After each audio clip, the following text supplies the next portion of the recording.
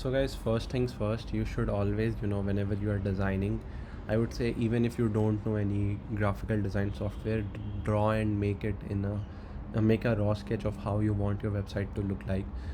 If it is in a graphical format, like I did all of my, I put it in a Figma.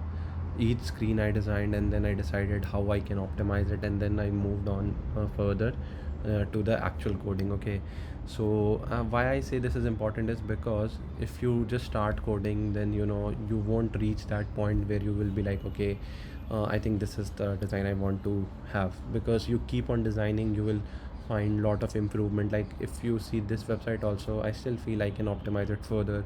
Maybe I can make text more what do you say, maybe I can change font style, maybe I can change shadows and all that thing. So there's a lot of things that keep on going, and there is no end to it, and you will keep on spending a lot of time. So it is always better to plan and design and have a design ready.